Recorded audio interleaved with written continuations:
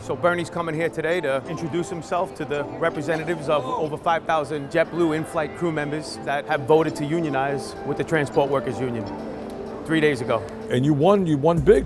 I mean, it wasn't even close, was it? 2-1. 2-1. 66% of the vote. We'll take that every time. And it was a high turnout too, yeah? High turn, huge turnout. Hey, congratulations on an amazing victory. You didn't even make it close, huh? This is a tremendous victory. In fact, it's the most important union election in the labor movement in quite some time. I think the tide is turning. I think so.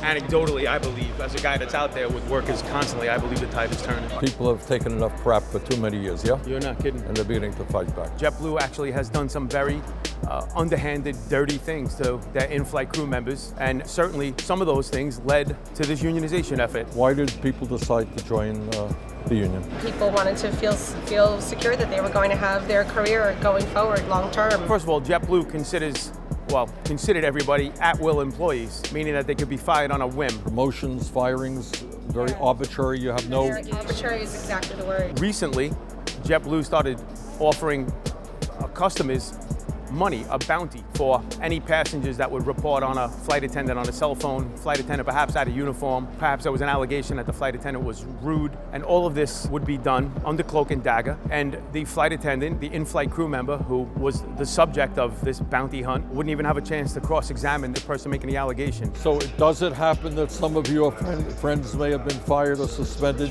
for unknown reasons? Is that an issue? Yes.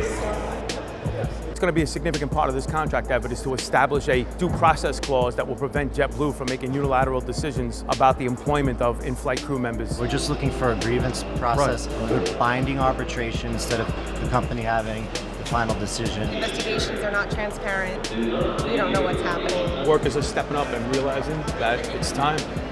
The pendulum has swung. The union election is only the first step. The next big step in this process is getting these in-flight crew members under the security of a union contract. Tell people what kind of hours you work. If we're delayed and we choose to work for 24 hours, they'll allow us to work for 24 hours until we call and ask to be pulled off.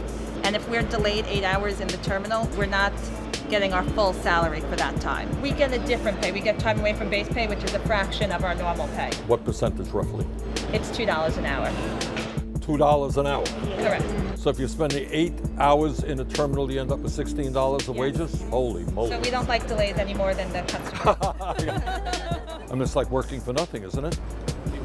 Once we secure that union contract, their livelihoods will be more secure, their economic life will be better, they'll have control of their own destiny, they'll have a voice at the table. This is the ultimate act of democracy in the workplace. You can work for up to 14 hours a day. And that's without a delay. Scheduled. So we can work more than that. Yeah. Up to 18. 18? Are you serious? Yeah. Yes. How do you work 18 We don't hours? even get paid for 18. Why didn't you join this union 10 years ago? Nothing is going to change in terms of the service that's done on board. These in-flight crew members actually like JetBlue. They don't consider JetBlue to be their enemy, but they're certainly not going to be taken advantage of by JetBlue anymore. Now we see teachers and right-to-work states rising up, and that is a beautiful thing. That is a beautiful thing. We wrote a whole lot about that. In, you know, these so-called conservative states, Oklahoma, West Virginia. Beautiful. I am a worker and I go to work at 9 o'clock and I leave at 5 o'clock and I get a wage. That's pretty regular, yes? Yes. But your situation where there are so many delays and cancellations, so it impacts how much time you spend on the job and how much money you make, yes? Correct. I've flown with one person that was living out of their car, and I'm being honest.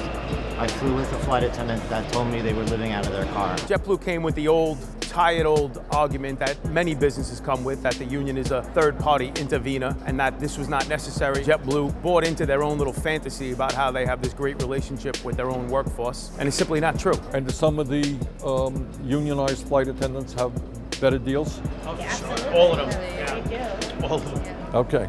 All right. JetBlue fought the unionization drive, fought it with a lot of money, put a lot of effort into it, hired an anti-union law firm to try to break us, and they weren't able to do it. This will be the first great indicator of whether JetBlue really has any respect for the decision of their workers.